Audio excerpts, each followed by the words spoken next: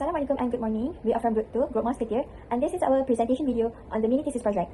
The topics of this mini thesis is the hepatotoxicity in the rectus novargicus rat induced by paracetamol. This is our group members. As we know that paracetamol is often used as an analgesic and also antibiotic medication. However, excessive consumption will often lead to the formation of toxic metabolites that will be accumulated in the liver, therefore resulting in hepatotoxicity.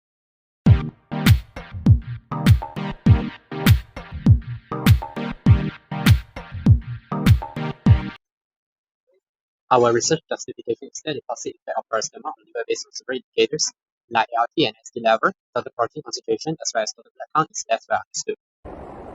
Next, the research question of the study is, does paracetamol overdose exert hepatotoxic effect on rat? And the research hypothesis is, paracetamol overdose exert hepatotoxic effect on rat. Our general objective is to study the hepatotoxic effect of paracetamol induced on rats, while our specific objective are to determine the level of ALT and ST, total protein concentration, as well as total blood count in the treatment group compared to the control group.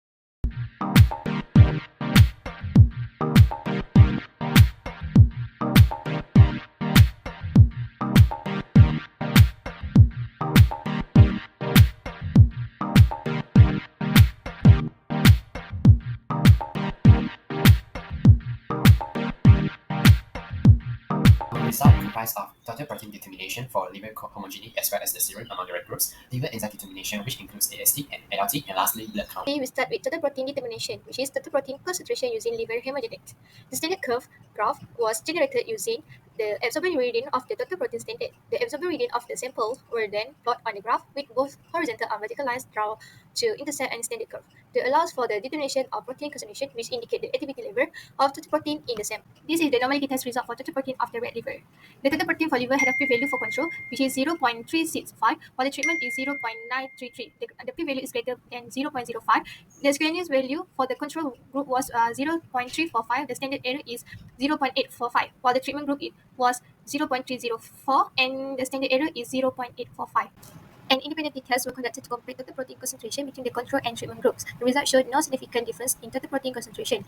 From table 2, the value T was 20.459 with 10 degrees freedom, and the p-value was 0.722, which is greater than significant level of 0.05. Hence, the null hypothesis is not rejected. The standard curve graph was distributed using the absorbed reading for the total protein standards. The absorbance of total protein in both control and treatment group are normal distribution. Both data set have p-value greater than 0.5, indicate non-significant deviation normality. The control group had a p-value which is 0.557, while the treatment group is 0.967.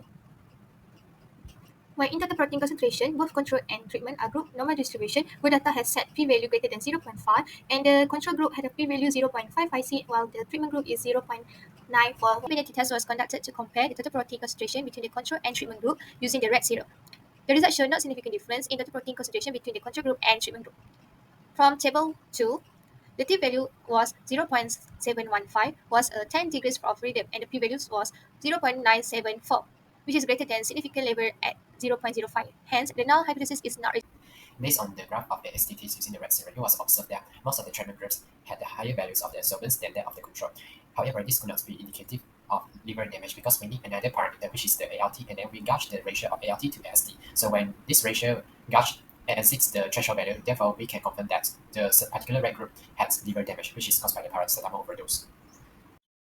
An independent t-test was conducted for the AST using the rat serum, and it was realized that there was no significant difference between the control and the treatment group because the p-value was exceeded 0.005, therefore not significantly different. The regarding Kalman's value of AST in rat serum was also conducted. The AST enzyme activity level in both the control and also the treatment groups complies a normal distribution. Both data sets had particular p-value which were greater than 0.05, therefore indicating that no significant deviation from normality. While there are overdose in some of the rat groups, so we can interpret that the ALT level should be higher in the treatment group as compared to a control group. Unexpectedly, the graphical result shown here indicated that the treatment group has lower absorbance value than that of the control groups. So this might be due to the lab technical errors in the practical experiment. First of all, for the ALT enzyme activity, the treatment groups and also the control were normally distributed because of the p-value which was more than 0.05 in the Shapiro weight test.